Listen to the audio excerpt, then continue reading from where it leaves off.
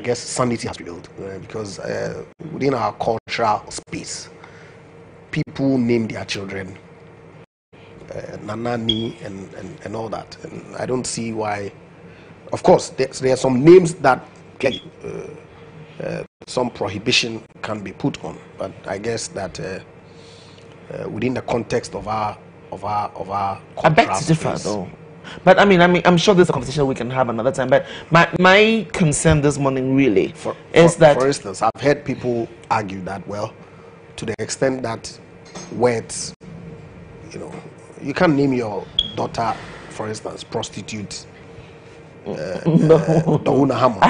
haven't heard that before. Well, people, whatever name that they choose to give, that's why I said that it is possible for some words to be prohibited. But that as well would be, and I guess the law puts in some prohibitions. I've not taken a close look at it in a very long time, and so I cannot profess to remember the provisions that are contained in there. But it will make sense to me that some names will be prohibited. That is why he gave those directives that, well, these names are included in the names that are prohibited from registration. But the ministry has issued a clear directive that within our cultural context, Nana and Ni and Na and Ko, I mean, names like that have the connotation of being a title, ought to be registrable, because I don't think that the directive in itself was issued in vacuum. It must have been based on some regulation. Safe to say that the regulations could not properly be applied to these names, and so the directive from the minister that no, hold off whilst we work on a comprehensive review of the existing legal regime to give appropriate directions going forward. So does the minister's directive now necessarily address the concerns that were raised by the public? I think it should, because if there was some standard operating procedure that was being applied, which was clearly inconsistent with the law and the regulations that had been passed thereunder, superior instructions from the minister to a subordinate public officer within her ministry should suffice in addressing the concerns of people. But like I said, I mean, people should be comforted that it is not the case that the directive in itself, even if it had been allowed to stand, was going to apply to people who have assumed names like Nana already. Because, I mean, there's no way that it could be applied retrospectively. It was only going to apply to people who were born from the day that the directive was issued, that parents could not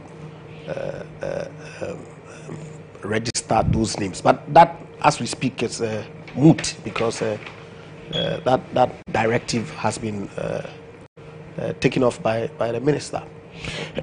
Comrade, because and I remember that listening to Mr. Agbeko, he actually justified, his actions, quoting some airlines and all of that. So I asked that question as to whether the minister's directive necessarily addresses the whole issue, because then here's a situation where we know that there's supposed to be some, laws, that justified exactly, the action that he took. So what? Will the minister's directive now not be kind of contradicting, the laws that we have? Basically, let me say good morning to your cherished viewers, and of course your good self and my patriot friend. Fantastic. When you say your good self, you were smiling. Your good self. Is your wife still watching? Yes, she may be watching, but okay, that shouldn't be an insult on my way and appreciating the beauty of your person, your dress and your person. Yes, that's right. Okay, thank you.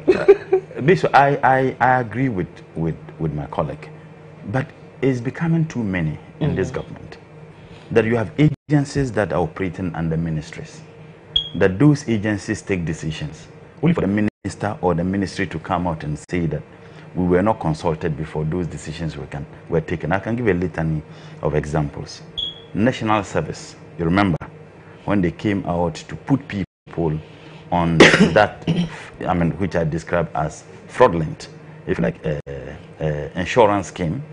Then you have the levy, the toll levy, sorry, the parking space levy. You had the DVLA story, where the Ministry of Transport came out and said that they were unaware. I mean, a lot of examples can be given. And for me, it's a symptom of a challenge that this government faces. The question you ask yourself is that, is it that those agencies and heads of those agencies are so powerful that they will take decisions without consulting the ministry under which they operate? Because that is what is supposed to be the case, that an agency cannot take a decision without consulting the minister, particularly when the decision borders on policy. Because ministries indeed are responsible in policies. Understand that the agencies, they implement those policies. To some extent, they have some level of independence. But when you have a policy such as, DVLA, levy, which would indeed affect every single Ghanaian who is a vehicular user or who owns a vehicle, where you have national service, which indeed affects every single national service person in that order. So I think that something ought to be done. And it also brings about a challenge in governance. And this one, I'm looking at it holistically as our governance system, that there is the need for some coordination and interlinkages to be happening, not just between ministries, but of course, between ministries and agencies, and particularly agencies that are supposed to be operating under the ministry. That notwithstanding, Biswa, names are very, very significant. And the African traditional parlance, the name they give you has a bearing or an impact on your life. You may disagree as someone who believes in religion, in contemporary religions, but African traditional religion, they think that names have a bearing on the character of a person. That is one. Two, Beswa, I really do not think that both Christianity and Islam came with names. The names we use as Muslims are Arab names, because the religion of Islam was brought to us through a person who was an Arab. The names Christians use, they are European names to a very large extent. Now, what I understand is that in all these religions, you can give names to your kids as long as those names do not connote either deities, or names that are not things that are bad. But you can decide to just give a name to your child as long as that name is something that is good. There is also the belief that you can give certain names to your kids based on people who have used those names before. So to that extent, it's very important. My understanding is that the man was indeed following strictly the law. Because if there is an ally that says that A, B, C, D cannot be recognized as a name. But in some instances, there are some laws that must just simply be left. Because if you want to ensure that you have strict adherence to those laws, you have some of the problems that we are encountering today. So the man wasn't doing something, if you like, out of ordinary. But I believe that if there was that consultation between that agency and the Minister of Local Government, and perhaps they brought the issue up, I believe that something could have been done. In some instances, it is important for you to test the waters, to find out what will be the reactions of people. Even though you know that the law says that you cannot give these names because of what the LI says. But if you leave it untouched, would it have an effect? My answer is simply no. But if you touch it, will it have an effect? My answer is simply yes, because we are seeing the effect of it, the anger with which people indeed oppose it. But again, like he said, many people thought that it will have a retrospective effect in the names that they already use. That was the thinking of many people. But I think that sometimes strict adherence to laws do not augur well, particularly when you live in a human, society or institutions that borders on people's feelings and sentiments. So the minister's directive could be unlawful? Yes, it could be unlawful. The minister's directive could be unlawful. However, why was that law not implemented? Because the registry had been implementing this all this while. So, questions people are asking once again, why did they have to wait for this long to come out like this? I believe the issue I just said has to do with you live in a human society that for several decades, if not centuries, that people have used particular names. Now, suddenly, if you want to say that, let's strictly adhere to what the law says, and that you can no longer register your name with these names, the consequences. And that is why I say sometimes you just look at the law. as long as it doesn't affect, if you know your inability to implement that law or enforce it, as long as it doesn't affect the cohesion that you otherwise would have had. And I think that that is where sometimes you leave it. But one critical issue is the issue I raised earlier, that they are becoming too many, that you have agencies that come out with directives only for the ministries to come out and say that we are not consulted, we are not in support of it. And I really don't think that it argues well for our governance system. There is the need for some synergy. There is the need for some consultation. Having worked at the Ministry of Trade as a deputy minister, I do know that we had a monthly management meeting. And in that meetings, you had all the heads of agencies under the ministry who were present, that some policy implementations and some of the things that the ministries intended to do. I'll give a classical example. There was a time, there was a program that was supposed to be implemented by Standard Authority. Now, when we had a management meeting, they raised that issue. We said, look, this thing will create one, political issues. It will create some instability, if you like, in terms of the interactions and those who deal with the ministries. And that is why such coordinations and discussions are very important. And I shudder to think that these things are completely missing in a lot of the dealings of the ministries in Ghana. Well, Mr. Agbeko, definitely, I'm sure, from the look of things, was just trying to give us a reminder that there's some airline that we are not implementing. I don't know. Do you agree? To some extent, you agree to yes, but you know, the extent with which he stretches it to suggest that, you know, some lack of coordination is what is creating these issues, and cites examples relating to DVLA and co. I disagree with him, because, for instance, if you look at the issue with the TV license, clearly. If the ministry indicates that they were not aware of the decision to apply to the Chief Justice for a specific court to be set up, I would agree that it is possible that the ministry was not aware, because the GBC reports to the National Media Commission, not the Ministry of Information.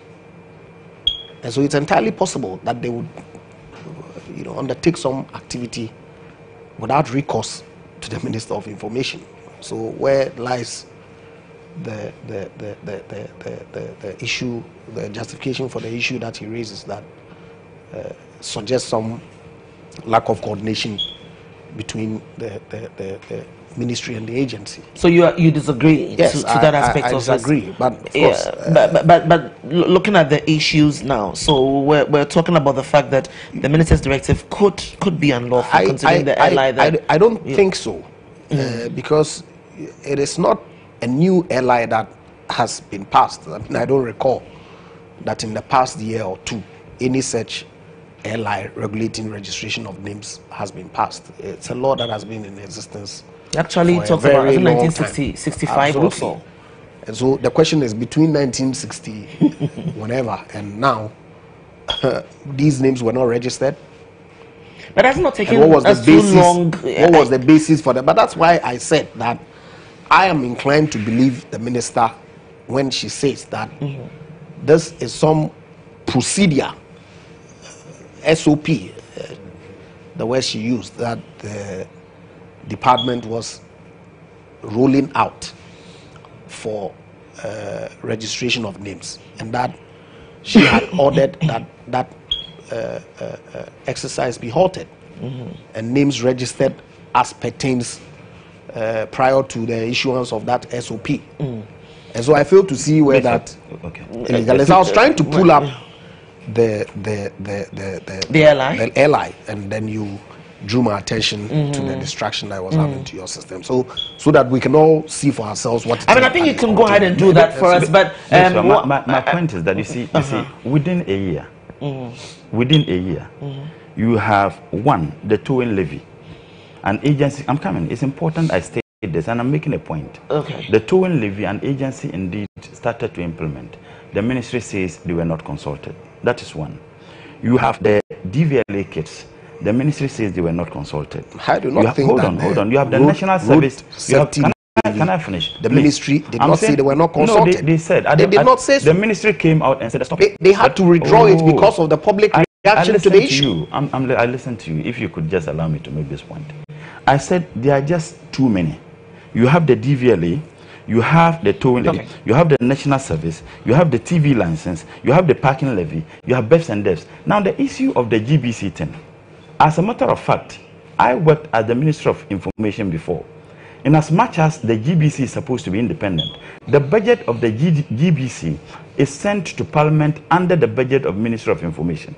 And in fact, in inaugurating the board, the board of members to execute this, the minister was invited. He asked his deputy minister to represent him. So the minister could not feign innocence. And I think that it's important we look at. There are just too many. And I was not tagging it to this government. I was just saying that we have a governance issue that we need to look at them. There is the need for some consultation. Perhaps what we did at the Ministry of Trade, and I believe that several other ministries are doing that, if they engage in that, it will help. All right. I think we'll leave it there. But one thing I noticed, though, the minister did not specifically address the issue of arrangements, because the complaints were such that the registry was kind of dictating how even the names should be arranged. So we don't know, though she's given the directive, go ahead and register the names. We don't know if indeed, okay, so which one should come first, which one should be the middle name. Maybe you must as well go and change your name, because if you have... I have what? I have a local name, but I don't use it. Well, I'm Mami, for instance. At home, I'm called Mami, but I don't write Mami in my books. Do you know my local name? What's your local name? Say that again. Tontea. Tontea, and what does it mean? It's a bounty, progress. Tung is like a kind of a plant. Okay. It grows like watermelon. Okay. So it's Tontea. And I didn't have that because my parents were consumed with this Islamic, which I grew up to understand that they are not Islamic names, they are Arabian names. That all the names that we use are not Islamic names, because those names existed even before Islam. You know, so I decided that I need to. So my kids have local names alongside, if you like, quote and unquote, the Islamic and Arabian names. Exactly. Yes. Luckily, Tontea is not one of those names. I would prefer you call it. That's why I have. Okay, Tontea. Tontea, yes. And the Japa. Yeah, sounds really cool. Okay, featuring Beswa, or maybe Beswa featuring the Japan Tontea. That's right. All right. So let me hear from you exactly what your own thoughts are. Let me see if I have some messages. Would want to read a couple before we move on to the next conversation. Okay. So a lot of you are speaking to other issues. Okay, this one says what? The previous government made a big mistake by admitting. Okay, a lot of you are talking about the Gitmo story, but I mean, I just want to seek some clarity before we engage in this conversation. So I'll leave it there for now. I won't allow Tontea to disrupt my conversation. I want us to move on to the Daily Graphic. Ghanaian Times rather. So doctors shortage hits the northern region, and I think this is worrying. And look at the reasons we're being given here. So no doctor accepted postings to the area in 2017, and this has happened like every year. We hear this reports. I mean, we have human beings living up north as well, and they fall sick and all of that. And you would expect that they get an equal share of the doctors that we post to the other regions. This is very worrying. I ended with you. Let me start with the Japan. It's pathetic, to say the least. I mean, I fail to see why people who have been trained with the taxpayers' resource, who make a commitment, give me some. Who make otherwise, you want to he didn't take breakfast. Please, you can take this. In fact, this will solve your problem. No, I'm okay. Special drink, it will solve your problem. I just when I take a relaxed posture. Oh, come on! I don't mean you. I don't mean it like that. He's like a train. So he gathers momentum. You wait and I do something about MPP. You come boom. Of course, I will. Okay. Because I'm not going to sit idle by and allow you to tarnish the image of this excellent government. Oh, excellent. Absolutely. The viewers will be very angry. So every government has been excellent, right? With those thousands who line up for so let's not allow Japan to make his delivery.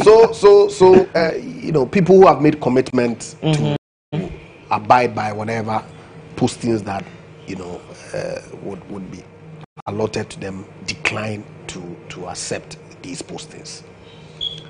It's really I don't think it's right. You know, I of course, all of us are mandated to serve our nation in accordance with the National Service Act, one way or the other, at age 17 or 18. At the time, Sehuyoso was a no-go area. It took 12 hours to drive from Sekondi to Sehuyoso, but I went there and served for a year, and it was an excellent experience for me at the time. You know, so for our brothers who are in the medical fraternity to refuse postings to the upper east, upper west region, or even the northern part of this country, I think it's completely unacceptable, and that whatever compulsive measures that are available to compel them to accept and go to these locations should be applied. But I guess that it's really boils down to the facilities that are available to them when they go to these locations, and I guess the ministry ought to put in place some mechanism that does not get them to stay there for too long. You know, because if people stay at one location for upwards of 5 years, then they are inclined to, as it were, in the quest to better themselves, want to leave those locations and go to other places. You know, so if some rotational mechanism can be implemented to ensure that doctors, you know, are rotated around the country, or at least serve for some years in the deprived regions of this country, and also have the opportunity to serve in relatively better environments, could go a long way. I think that's exactly the structure now, isn't it? You know, because then these doctors are refusing postings to these areas, and the reason that they do so is what? Well, they've talked a lot about, you know, motivation, lack of motivation, and usually they don't get to enjoy the kind of resources that their colleagues, you know, that usually are posted to other areas, especially the Greater Accra region, you know, enjoy. I'm thinking that the Ghana Health Service should, I don't know why we're still talking like this, should begin to do more to attract a lot more doctors to a lot of these deprived communities. Yeah. Basically, I think sometimes the headlines and the stories are extremely misleading. I listened to the regional director of health, and I guess the minister for health indeed paid, if like, a working visit to Northern region. And he said that a lot of the doctors were asked to choose. You know, when you finish with your housemanship, there's a form you fill and choose the region that you would want to. And none of them chose Northern region. And his shock was the fact that even some of them who were trained by the University for Development Studies didn't choose the northern regions. And that for me is extremely worrying. I was in Tamale, and I went there because I had a patient there. So I virtually spent a lot of time, you know, in the Tamale Teaching Hospital. For the whole week I was in Tamale. I go there in the morning, in the afternoon, and I used to leave the hospital sometimes around 11, 12 in the night. Let me commend some of the doctors and health workers working there. And I remember I engaged some of them in some conversation. Those who were doing their housemanship, there was this lady who was from Volta region, a doctor, and another man who was from, I guess, somewhere Western region. And they were all doing their housemanship there. They ought to be commended. There is a doctor in Tamale, Dr. Techi, who was posted to Northern region. And I remember when he was posted there, he had some challenges. Today, Dr. Techi told me he wants even his wife to move to join him in the Northern region because the opportunities are abound. The facilities available, particularly in the Tamale Teaching Hospital, you can find them anywhere in Kolibu or in Komfo-Anokye, but they have up-to-date modern scientific equipment that are available. Administration of the hospital is also another issue. I have had interactions with doctors who have raised concerns about the style of administration in the various hospitals that are extremely frustrating to them. Basically, I had a very good friend of mine. We were in Legon together. They posted him to one of the banks to head that bank. The gentleman had a problem because he had some perception to a very large extent about the north, about Tamale, you know, and he didn't want to go. Finally, he had to. 2 years when they wanted to bring him back, he said he wasn't prepared. And he told me something that was interesting. He said, look, Mutala, in Accra, I used to wake up at 4 a.m. My kids will be compelled to wake up at that time so that I can drop my kids before I go to work. Then by the time I get home, you know, in the bank sometimes as late as 8, they are still in the bank. I get home sometimes around 11. In Tamale, I wake up at 7 o'clock. Use 1 hour. Take my bath, take my breakfast. I leave my home 8 o'clock, but by 8:15, I'm in the office. 1, traffic is not as it is here. 2, food is extremely cheap, and he's someone who likes meat. It's very cheap. Now, contrary to the view many people have, Tamale, those who have visited there, and Wa or Bolga, they are the most lovely and peaceful place. The serene is, but it has to do also with the perception many of us have, that yes, you think that the opportunities are abound if you are working in Accra or in Kumasi, particularly in Accra. Some think that in Accra you would have the opportunity to further studies than others. But my worry has to do with even those who were trained by UDS, who would have spent at least 7 years or 6 years in the University for Development Studies, either in Tamale or in particularly the medical students, you know. Yet those people would not. And it all boils down to the perception and the view that perhaps manners fall in Accra and therefore a need to be sent there. Something ought to be done. So it is not conclusive that they don't want to be posted there, but it is conclusive that they didn't choose those regions. They didn't choose. They didn't choose. So what I do not know is that if a student or a medical doctor hasn't choose any region, you can send him there.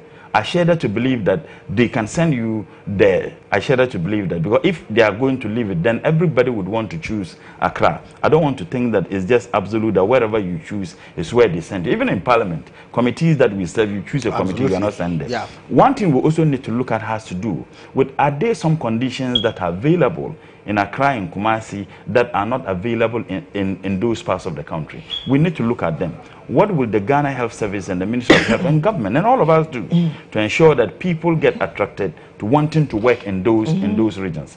Because remember, Beswa, the 3 northern regions and central region are the poorest regions in Ghana. It's shocking if you tell people sometimes the statistics. Yes. 90% of the people in Upper East cannot make an annual income of 90 Ghana cedis. Upper West 80%, Northern region 70%, Central region 60%. Yet, it tells you that if people cannot make enough money, their health needs are also going to be hugely challenged as compared to areas that the economy is doing well. So they would need the presence and the attendance of more doctors. Let me conclude on this. Okay. I know one medical doctor who was a specialist at Kolebu, who is from Tamale. He decided to relocate. I think that something ought to be done about this. All right. Well, so yeah, thank you very much. But I'm passionate about it. Because you're passionate about everything. Yes. And there are concerns as well that in as much as, I mean, for instance, listening to Comrade Mustafa, you talk about the fact that there are opportunities that abound in these areas. But the fact as well remains that, you know, a lot of these regions as well lack the requisite, you know, facilities. No, facilities is no longer and then partly the reason why that a lot of doctors will not want to be posted there. But as well, we continue to talk about probably, you know, pushing for some, you know, better motivations and better packages for them. And I've heard people say that as well could be discriminatory. So I don't know exactly how that we can deal with this issue once and for all, because obviously various governments have failed to tackle affirmative this issue. action could be discriminatory. At any point in time, government formulate policies to bridge the gap between the have and the have-not. Yeah. That is not discriminatory. If you have rural areas who have kids who are also Ghanaians, and teachers are unwilling, trained teachers are unwilling to go to those areas, government can come out with a package to ensure that there is some attraction.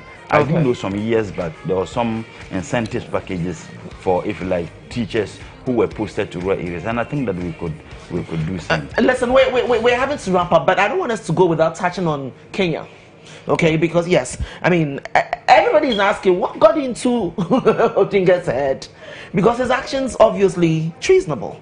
Absolutely. Agree? Yes, I agree. I mean, I was surprised that he abandoned the Supreme Court action that he had initiated, you know, prior to the second round of voting in Kenya, when the Supreme Court had clearly made an order for the elections to be rerun, and then turn around to swear himself in as president after a declaration had been made and a president sworn in. And so I guess that he would have to live with the consequences of his action, you know.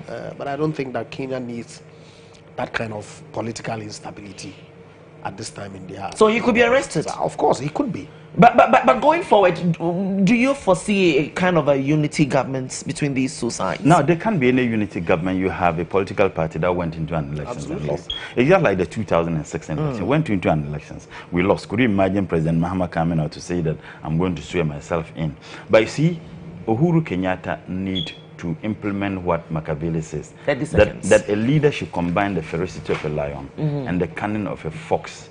And in fact, that sometimes there should be war, so that people will appreciate the value of peace. This man, his actions led to the deaths of over 1,200 people in Kenya. 1,200.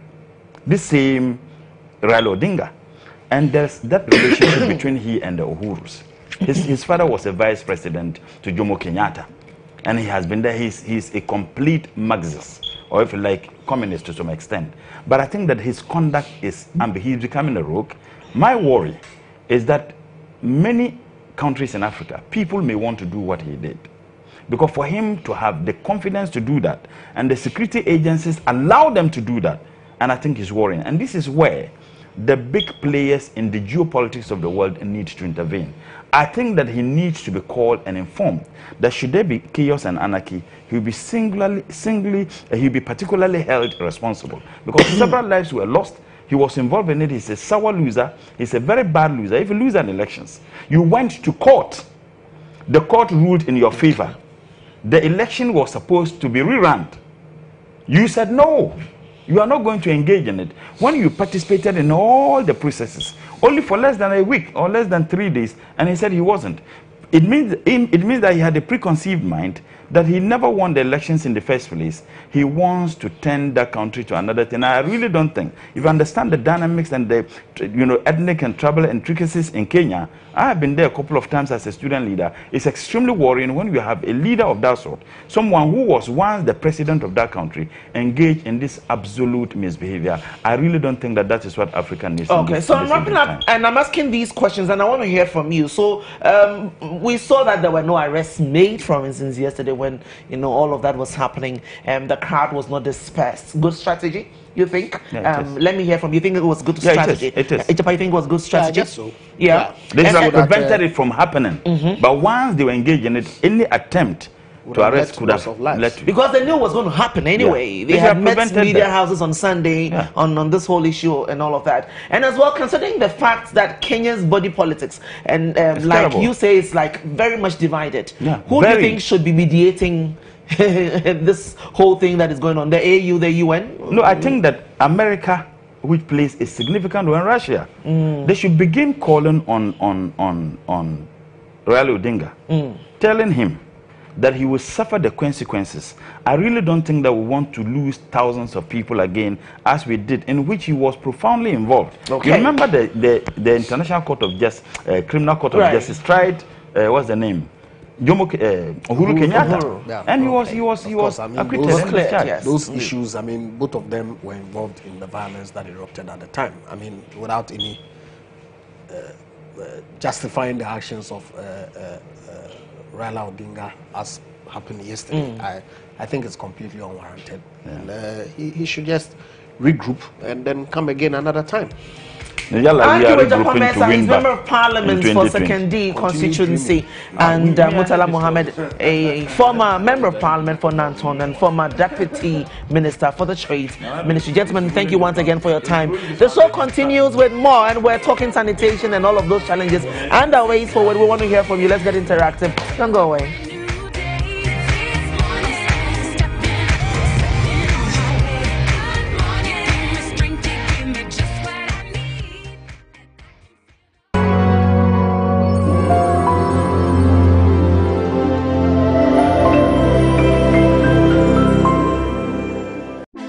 When I'm down and I need something to cheer me out, well, it's an exclusive drink, vanilla flavored and so refreshing.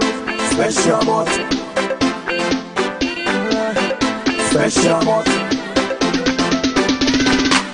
Guess what? Special malt makes me feel okay. Special malt.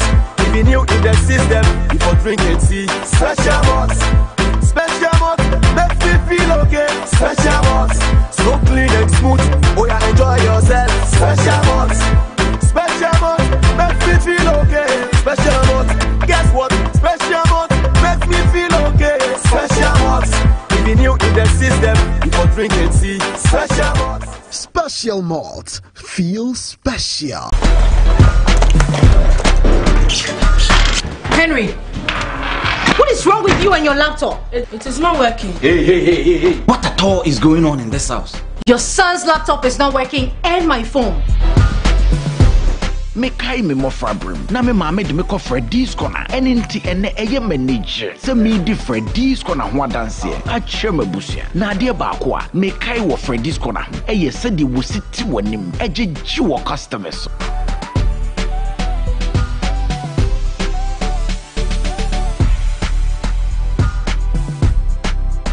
Se eba mobile phone, eba laptop papa, camera papa ni PlayStation a Freddy's corner aha in the wall. Se ko ba to mobile phone say, o camera say, o laptop say and a PlayStation. Me ha ho kra. Freddy's corner be try you go amount. Freddy's corner, your home of authentic mobile phones and accessories.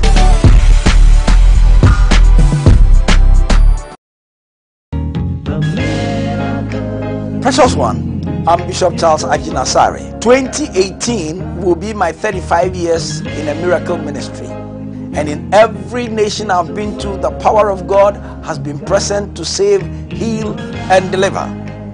I want to specially invite you to our Miracle Festival at the Independence Square from the 30th of January 2018 to the 2nd of February, 5 p.m. each night. Beloved, bring the unsaved, bring the hurting, bring those who have problems, and the power of God will be present to save, heal, and deliver. Jesus is the same yesterday, He's the same today, He's the same forever. And so within a period of 15 years, Accra has grown very rapidly. We now have a population of about 5 million inhabitants, and with an annual growth rate of 4%, it makes it one of the fastest growing metropolises in Africa. And with this fast growth have come attendant problems to do with municipal waste management. Today's conversation is looking at issues of waste, focusing on plastic waste as well and other related matters. My guest is Director of Research at Zoomlion Ghana Limited, Dr. George Nanakwesi Roxon. Good morning. Thank you. It's good to have you here. Thank you. With the title that you hold at your company, what exactly do you do as Director of Research? Okay, the position I hold, we're still restructuring the positions to strengthen our base, and because we're going international, we need to put in some more structures. But currently, my position is the Director of Research, Innovation and Development. And you realize the Zoomlion came in mainly with tricycles. Over the time, we have evolved with new innovations. We've been at the forefront of sanitation and waste management, coming in with new but affordable technologies. After the tricycles, we brought in the Bola taxis, we brought in the motorcades, we brought in different trucks, skip trucks, compactor trucks of different sizes. Now we have the long trailers working as transfer stations and also working as mobile transfer stations. So we are still evolving with innovations when it comes to even transportation. We've moved on to sorting and composting, having built the largest private sector-led sorting and composting facility in the West African region. Still looking at some other few ones and also introducing some mobile ones as well. That's an innovation. We're moving into electronic waste management. We're moving into waste bin production and liners. We also looking at how we can use plastic waste, which happen as residues, in producing other products that could be beneficial to the ecosystem. So we keep innovating around, playing with things. We collaborate with institutions, both locally and internationally, to see how we can make use of waste in a way that is sustainable to our economy. Okay, what's your latest research that you've been working on as far as waste is concerned? It's one of the most interesting one that it's hinged on economics, is on waste to energy. If we talk about waste to energy, we normally would want to turn our attention to incineration. Burning. But there are different routes to waste to energy, because energy in itself is captured in the fuel source. So the waste itself could be a fuel source, but then you could also convert some waste into another form of fuel that can be used for energy. Currently, one of the works that we published in a conference in Sardinia in Italy just last year, October, was to look at how Greater Accra could harness waste to energy. We've been working on this area for the past 5 years, and the bottom line or the tipping point has been the economic factors, which to a large extent does not look very attractive yet, but we know with time we'll get there. Right. So when you hear people talking about waste is being exported to Sweden and all that, it's all based on the infrastructure that they have built over a long period of time, and they are harnessing that. You know, Sweden is very cold, and instead of using crude oil to heat their homes, let's get waste and do that. Ghana is very warm, so if you're producing waste to energy and a third of your energy is heat, you rather need to cool it. Although there are technologies to manage this heat into cooling, it's a bit expensive, or way more expensive. So if you look at the economics, we are a bit behind, and would have to manage technology and economics to make sure that we have a balance. Okay, Dr. Roxanne, let's just run some figures by you dealing with waste management in Accra. So there's 2,800 metric tons of municipal solid waste that is generated every day in Accra. So approximately 2,200 is collected, which means that there's a backlog. There's 600 tons which flows into open drains, into water bodies. You have the attendant problems of flooding during the rainy season. How can we get rid of this extra 600? What is the issue? Why can't we clear all the 2,800? The picture is a bit skewed. Let me give some different narration to it. Whenever that figure is thrown, they look at the population. But I think in computing that figure, there was maybe a little bit of a hitch, because the population of Greater Accra was used to compute that. So if you look at EMA, it is a bit less, because AMA is the biggest, but it's a subset of Greater Accra. Yeah, the figure is a bit less. If you look at the statistical service report in 2010, as of then, Greater Accra was doing close to 80% collection. Currently, one of our colleagues doing a PhD work is seeing a trend hitting close to 90. So virtually, you have only about 10% that you are not able to account for. But that 10% is not a 10% in the whole, because you realize that our waste is highly organic and wet.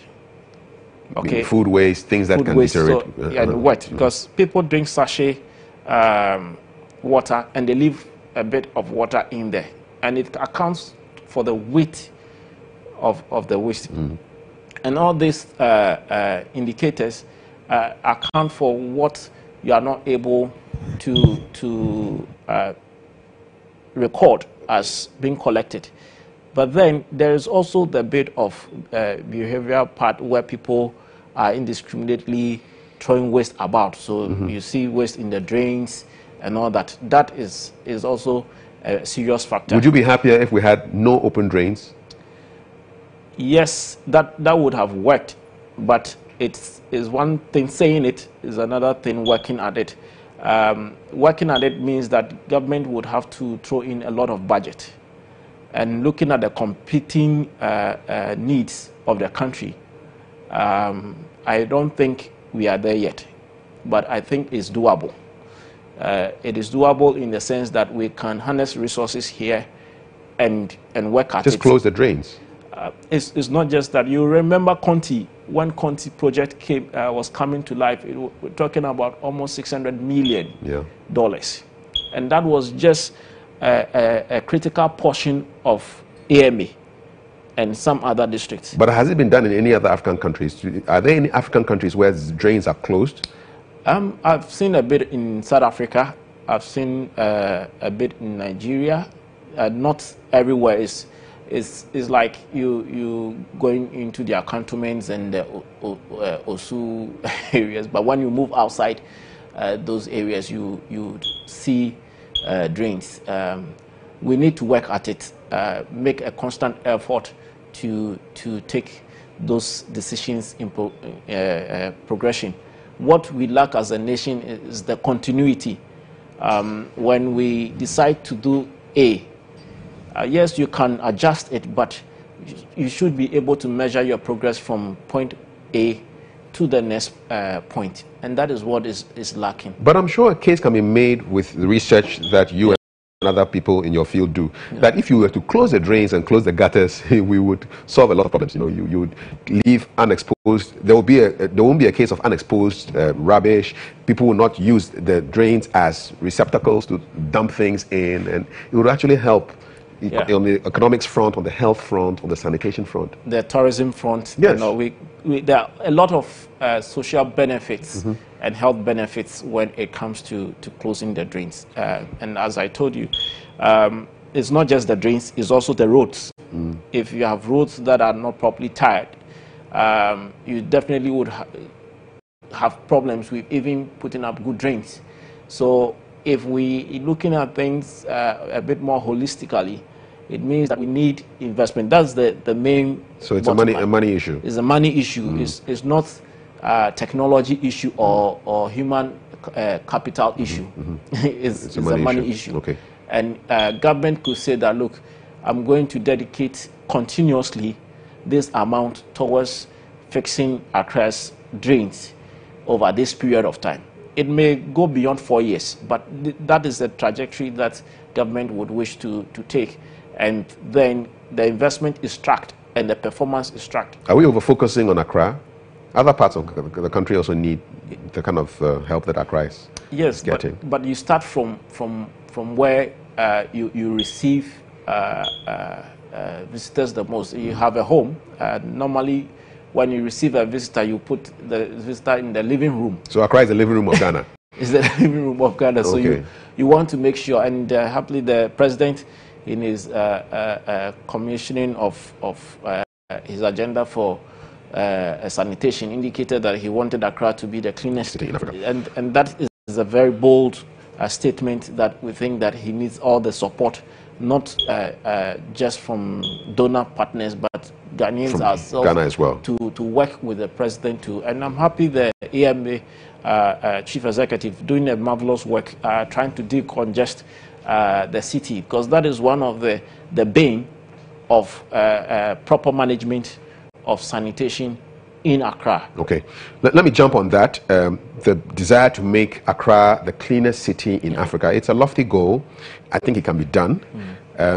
But there's already a city that is doing it, and for us to get there, we must overtake them. Kigali, Rwanda in general is supposed to be the cleanest country in Africa, and they've taken certain bold decisions. They've banned plastic waste, except for certain instances. But you can't just bring plastics into the country. You can't use plastics.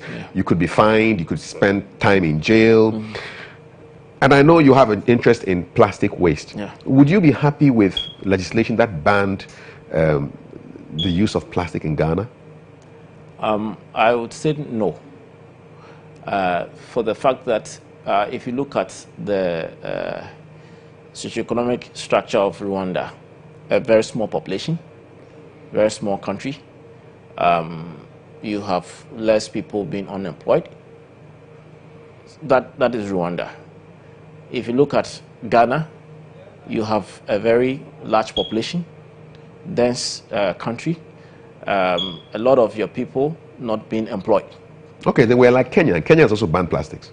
Kenya just entered it, and the effects would be judged over time. But they took the step. Yes, I agree that it took the step, and it was focusing on lean films, plastic. That you could make a case for it, but there are other alternatives. There are countries that are also very cleaner, but they use other alternatives, and even advanced countries where they put a higher price on the use of plastic films, such that people would rather want to bring it back to a take-back system than to and get some incentive for it than to just throw it about. In our case, what our problem is that there's no incentive for recycling of those plastics. Could you imagine that there's some tax put on this plastic? The current tax that is put on the Act 2013-863 on the custom excise amendment is not very heavy enough for people to see the need or the urgency of handling plastic properly. So you would like to have higher taxes on plastics to deter people?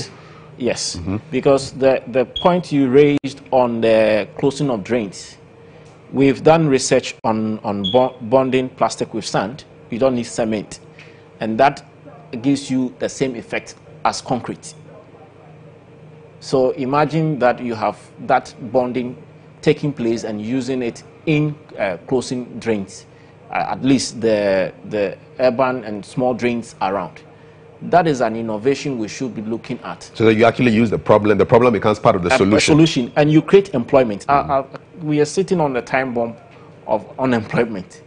So anything you do should be looking at economics and employment and environment. If you just focus on the environment, you'll be beaten by the social problem of unemployment. You're watching GHToday. This is Hard Talk, and we're looking at waste management challenges in Ghana. My guest is the Director for Research, Innovation and Development at Zoomlion Ghana, Dr. George Nanakwesi Roxon. And let's talk now, let's move away from plastics now and talk about sanitation. 23% of households practice open defecation. I've been reading in the media of arrests of people who have gone to defecate. I'm the Clean Beach Ambassador for Save Our Beaches Ghana, and we do cleanups in various communities across the shoreline of Ghana. Last month we were in Mori to do a cleanup there, and it was sad because for a population of about 2,000 or 3,000 people, they only had 16 toilets in a public, so 8 for men, 8 for women. And I saw people just doing their own thing by the beach, you know, and how do we solve this issue? There are not enough toilets in the community. So the people say, look, we prefer to go and do it by the beach, looking at the Atlantic Ocean, breathing fresh air and doing our thing. But we're also talking about tourism, and people should come and walk on our beaches. How do we solve the issue of open defecation, not just along the shoreline, but even inside the country? It's a cultural issue. We always in Zoomlion say that waste is culture. If you can change the culture of a person, then it means that you'll be able to advance faster when you are solving some of these problems. If the fetish priest in Mori is to evoke an incantation and say that, look, you can't go to the beach and defecate there or even do it on the ground, you have to do it in a conducive or a toilet facility, you would see some more compliance. If government is to enforce and say that, look, if you are caught open defecating, you see some more compliance. It is our culture. That's how people have lived. They feel that they have to be free to put manure in nature, and that is a bit unacceptable because we know the consequences that come with it, because cholera is part of the 10 most reported cases on OPD outpatient departments, admissions. Yes. Okay. So we need to look at how to solve it. The World Bank on the Gamma front is helping. It started with toilet at half price.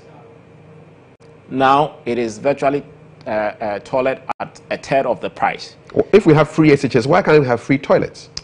I think toilets are more important than going to school. Yes, but education is better if you have hygiene and you have education. You are better off. I think hygiene first. Otherwise, you die before you even go to school. Cholera. Yes, but that is where I would shudder to say that when somebody is informed as part of education, his behavior changes. Yes. What we're facing is a behavioral problem. No, I grant you that, but yes, you can inform me all I want. If there are no toilets in my area, I'll go to the beach. Yes. It's as simple as we need to build more toilets. Yes, but who builds it and who? Because if you look at the environmental sanitation policy, it says that the polluter must pay. So anything that you bring up which causes pollution, you have to take care of it. Okay. So if you don't have a toilet in your house, you build a nice house or a modest house, but you didn't make provision for a toilet. Why is that? Because if the people are to say that let's come together and put up a toilet, they would be able to do it. But culturally, they feel that the sea breeze, when you are virtually naked and you squat there and it watch gives the waves. Yes, that breeze of fresh air. So that is the mentality, and that is what we have to change. Yeah. Because you can build a toilet for them. It happened in Accra, some communities. The toilet was built all right. They didn't patronize it. They wanted to go to the beach. Probably wasn't clean. I went to that public toilet in Murray and I fled.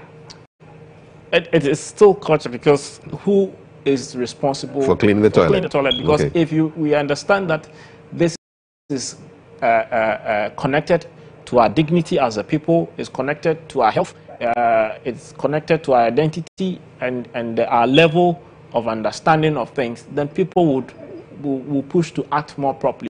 But I think also it's an economics issue too, because I asked how much does it cost for you to use the toilet. They said 20 pesos, and they have 6 people in their home. So if everybody goes to the bathroom once a day, that's 120, 1 cedi, 20 pesos. If it's twice a day, it's 2 cedis, 40 pesos. They don't have that kind of money, and so they prefer to go and use the free resources. Yeah, but without thinking about their health. Granted. Yeah.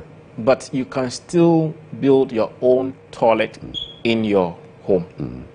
You see, we plan our communities and we densify ourselves, forgetting that we need toilets in our homes. There are places in Accra where landlords are building rooms for rent, but there are no toilets in them. But Dr. Clarkson, you also know that I can't just build a toilet. It has to connect to a system that can take the waste out of my house and to a place where it can be processed and disposed of. By merely building a toilet, are you suggesting that you build a toilet and then you build your what do you call those pits where the waste goes? KVIPs and improved and all that stuff. There are different toilet systems.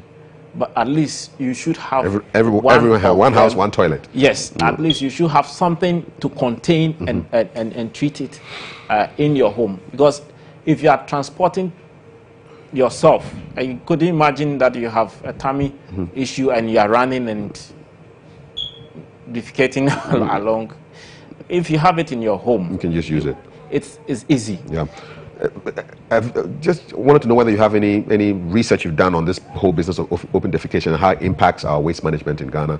Can you point to any literature that you've we are still working on that front. You know, Zoom Lion supported every waste that is collected from septic tanks come to a treatment point, is treated and is being used in energy and also manure for composting. So this is one of our interventions. Currently, I have a student who is working on the impact of the sanitation management module for AMA. And we're looking at how that the households are transiting from one toilet system to the other, and how they are informed about the treatment systems that they have around them. Luckily, Accra has quite a number of treatment systems now. We are not under capacity, we are now over capacity. Are they functioning, these sewage and fecal treatment plants? Yes. How many do we have in Accra? You have 2 top-of-the-range treatment facility, which is just AMA. You have the Legon treatment facility, then you have the Nungwa Farms treatment facility. Those are stabilization ponds, so they are a bit open. It's more of a natural system. And this is what, liquid and solid waste? This is liquid waste. Liquid waste. Yes. Okay. And is way above capacity for us now. The Mudo facility that was put up in about 2000. The Mudo is public owned but private managed. The Lavender Hill is private owned but on a PPP with government to manage it. Public-private partnership. Yeah. Okay. How's that one doing? It was in the news for a while. Lavender Hill. Is working beautifully. You have to visit the place. The place still smells though. No, yeah, you have to. I don't know which part you. When I'm driving across on the road, which separates the Lavender Hill from the beach. Yes, I'm not too sure. They begin to dredge. That smell would definitely come up. It will take some time for that dredging to help in restoring that ecosystem. So we are hopeful that, but compared to previously, 3 or 4 years ago, if you went there without putting your glasses, windscreens on, then you have a problem, because your dress would really be stained with some nice lavender scent. Those now, days, you don't have that problem. Yeah, I must admit it has reduced somewhat. Yeah, it was really bad those days. Even if your windows up, you could still have the stubborn fence. It was very serious. If you're asked to pass that end, you'd be asking why. Is that a punishment? But pan latrines, we still have people are still. You know, as per the bylaws, it has been banned. Nobody's gathering as if we're going to vote just to go to use the bathroom, you know. Yeah, we have not done a research just in the community. All they think about now is how to eat and find a place to sleep. But when you eat, you need to bring out some things, and this is the challenge. But with the innovations that I'm seeing around, there are other small companies with small technologies that are trying to put portable toilets for homes. One of the challenge that we realize that people are a bit reluctant to support the construction of household toilets because when their rent expires, they don't have access to that toilet. You can't carry the toilet with you. So now there are innovations that are coming up to put up toilets that you can lift along. Carry go. Yeah. Okay. So that would bridge the gap in a way, but we still need to look at how we can plan our cities properly, such that we are able to make sure that every household has a toilet. Okay. Great. You're watching Hard Talk. We're having a conversation on waste management, and my guest is Director for Research, Innovation and Development at Zunwan Ghana Limited, Dr. George Nana Kwesi Roxon. We want to be wrapping up this conversation pretty soon. Let's look at issues of decentralization. A lot of the problem, from what you have said, stems from the fact that everybody wants to live in Accra, and so the other capitals are not as highly developed with as many opportunities as possible. Isn't that also part of the problem, that there's too much pressure here, really? Yes, and I would want to appreciate the effort of government.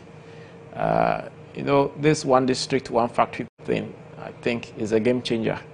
You realize that every effort of government to solve the problem in that community doesn't seem to materialize, or establish jobs in the districts such that people would find meaningful work there to do, then we'll be able to keep more people or establish more communities or better communities or resilient communities in our districts. Currently, you've seen some dynamics in there, and I would want to congratulate government for that. But it has to run faster, because the drifting towards the south is a bit alarming. We thought Accra, we did some GIS digitization of Accra, and way back in the 80s, you consider Odoko even as a village. In just the 80s? Yeah. Now, if you are told to go as far as in Sawam, and Sawam is not is a town on its own, but you used to have more story buildings. Yeah, more story buildings, not necessarily skyscrapers, but story buildings, 4 or 5 stories. Yeah, 3, 4, 5, just to make sure that we are able to manage urban. Come to the fore, and they will help with waste management. Quick point. I've been seeing these Bola taxis on the motorway with piled high with refuse, and they've put almost like a giant hairnet over these taxis, and they're in one logo line. That trucks